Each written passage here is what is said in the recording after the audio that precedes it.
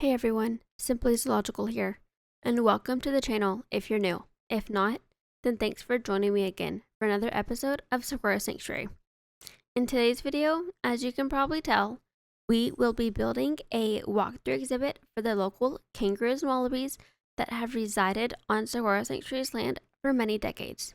But more about that later on in the video. Right now, let's go ahead and get into this speed build. I'll see you then.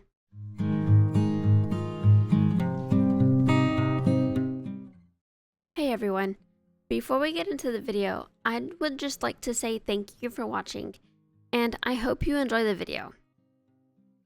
So, as I said in the intro, we are building a walkthrough exhibit for the kangaroos and the wallabies, but I'll get more into their backstory and everything later on in the video, because they have a really interesting backstory that I would like to share. But for right now, I want to talk about this barn that you currently see me building. So for this barn, I found the inspiration picture of it off of Pinterest as per usual. And when I was scrolling on Pinterest and I came across this barn because I knew for the kangaroos and wallabies I wanted a barn shelter sort of thing for them. I just didn't know what I wanted it to look like. So I was searching for, I think it was just like regular barns or something like that on Pinterest. And I came across this one that had both an indoor covered area and an exterior covered area, which is what you see me currently attempting the girders with right now, as this area right here will become the exterior area, and where they can go in and rest during the day if they choose to without having to go into the actual barn itself.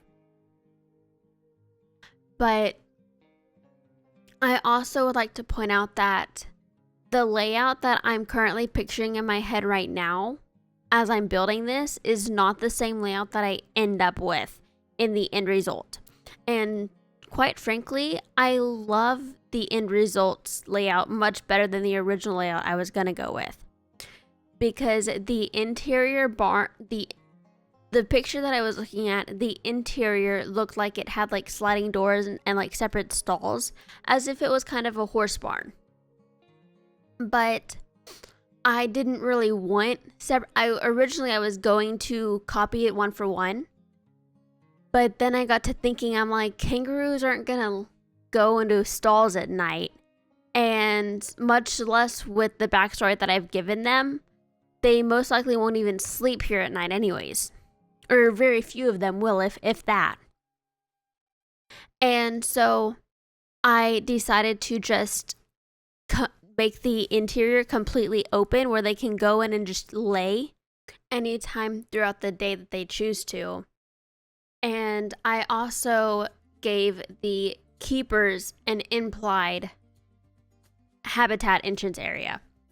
And I honestly can't remember where exactly the keepers enter the habitat at, because I built this, for me it was about a week ago. I'm currently recording this on Thursday, and I finished this build sometime last week.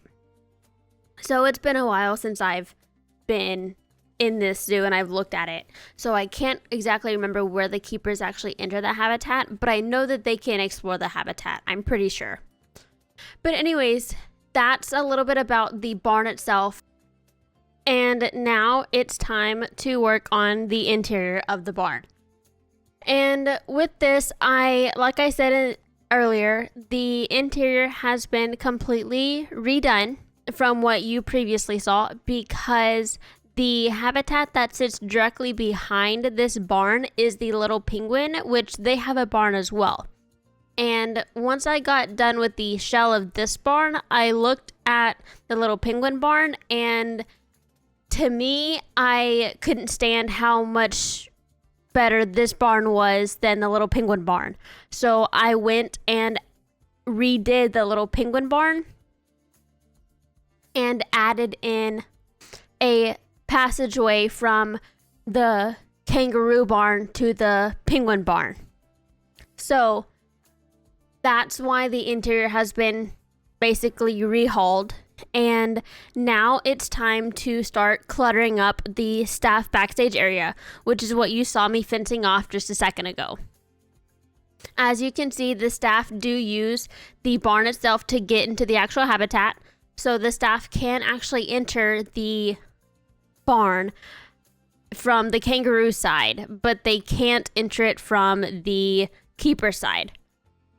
And now I am currently working on the fencing for the kangaroo habitat.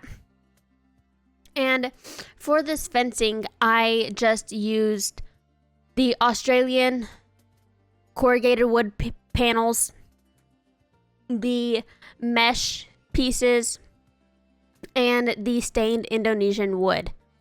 And for the inspiration for this fence, I saw a picture on Pinterest that had a fence that it was like wood on top and then mesh on the bottom, and then the next panel was mesh on top and wood on the bottom. So I basically copied that same thing, but with corrugated metal instead of wood. And I also added a third panel, which was the solid corrugated metal, because I wanted to make this a little bit more realistic, in the sense that in case there was ever a child or something that was a little bit scared to enter the kangaroo habitat but still wanted to see them, they could through the specific viewing areas that I have. And so therefore you can look at the kangaroos from outside of the habitat as well as do the walkthrough if you wish. And now with the fencing done, it is time to work on the airlock for the guests to enter and exit the kangaroo walkthrough.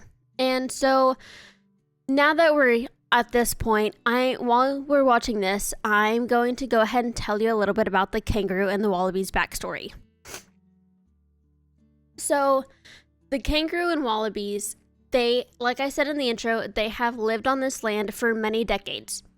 They have a very long, rich history on this land, and they were living here prior to the cactus farmers taking over this land. And so once the cactus farmers took over the land and they realized that the kangaroos and the wallabies had been inhabiting this land for a long time, they decided to have a symbiotic relationship with the kangaroos and the wallabies.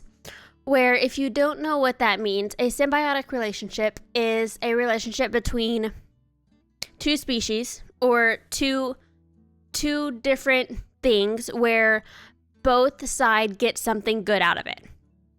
So in this case, the cactus farmers, their crops were protected due to the kangaroos, because the kangaroos don't eat cacti, but they also kept any predators away, or anything that would potentially eat the cacti, away from the cacti, while the kangaroos got a place to live and stay and be able to scavenge the land and nurture the soil for the cactus farmers. So since the cactus farmers had such a good relationship with the kangaroos and the wallabies, in our contract, when we first decided to purchase this land, the cactus farmers made a note in the contract that we were not allowed to come in and run the kangaroos off of their land. So what we did instead was we agreed to allow the kangaroos and wallabies to stay, but we also gave them a safe haven. If they were ever hurt or injured or just needed a place to stay where they felt safe and comfortable, they could always come here and stay a day or two, or however long they wanted. Or they could come and get medical care, they could get food, water, anything they would ever need to be able to survive and still live on this land. And since we have this relationship with them, the kangaroos are not confined to this habitat. This is not a habitat for the kangaroos to be on display. this is a habitat for the kangaroos to come and find shelter or refuge if they ever so need it. So with that being said, it is whenever you enter this habitat, you have to take extreme caution with these animals and be very, you can go up to them because, again, they are used to humans because of the cactus farmers and the zookeepers as well. So they're not so humans are not uncommon to them. But they are still wild animals, and they still have to be treated with the utmost of respect.